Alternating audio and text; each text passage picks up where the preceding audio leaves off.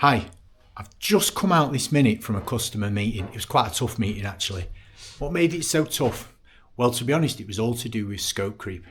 In the end, the customer ended up wanting much more than we'd originally agreed to do them. And this is quite common, isn't it? It's quite common for service providers. We're so keen to give value and make sure our customers are happy that we end up giving away far more than is commercially viable and far more than the original scope that we set out. We call it scope creep. It's quite common and it's costing us money.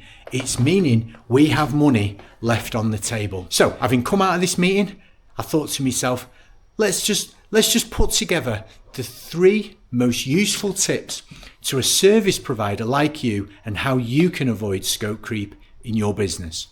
Hey, so I said I was going to share 3 tips. So here they are. Here's my 3 tips about how you and your service company can avoid scope creep. Okay, let's get started. Tip number 1. This is the golden one. Always start with a properly thought out and designated scope in the first place. How can we ever identify if we've allowed creep from the scope if we don't know what the scope was to begin with? Every minute, every hour that you spend properly setting out the scope to begin with will be time saved later on. Don't fall into the false economy that you can skip this part out and it will go okay. Now, you know what? I've seen this from both sides. I've seen it with my own customers, but I've also seen it where I've been the customer, where I've used the services of one of my suppliers. And because I didn't get involved in outlining that scope right from the start and having a designated service level agreement, I ended up coming out of that with less than I wanted from the customer's point of view. So I can't really iterate enough the importance of setting out a scope into any service arrangement or project you undertake. Have a documented service level agreement, an SLA, which outlines what will be done, what the objectives are, and the scope of everything you do. There you go, that's tip number 1. Tip number 2, how to avoid scope creep. Well, this one is all about value. As service providers, we're all focused on the value. That's what we deliver, right? Okay, but far too often, we're so keen to deliver that we don't take the time, or perhaps the effort, to outline the value. At every step of our delivery, at every step of a project, we have to find the way to stop, to pause, and to outline the value that we're providing for the client. Even if it feels like we are going over what we've already covered, we take the time to do it at the key steps of any delivery or any project. And here's the thing. When you do that, you'll put it into your own words. I hope you'll have the confidence to believe in the words that you're saying as you are outlining the value that you are giving.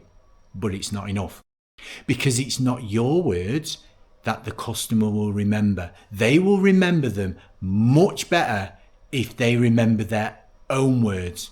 So the key to this tip is to implement points at which the customer reiterates the value that they're receiving in their own words.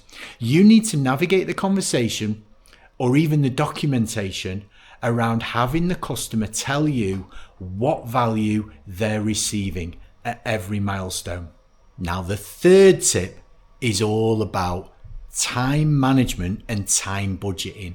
As a service provider, when we talk about scope creep, we usually mean that we spent too much time engaged in the project. Yes, there might be other materials or other resources engaged, but predominantly we sell time. So scope creep means we ended up spending more time on a project than we anticipated doing. Now, while we should never use time as a basis to bill our clients, we should always have controls in place to make sure we are measuring and analysing the time that we spent.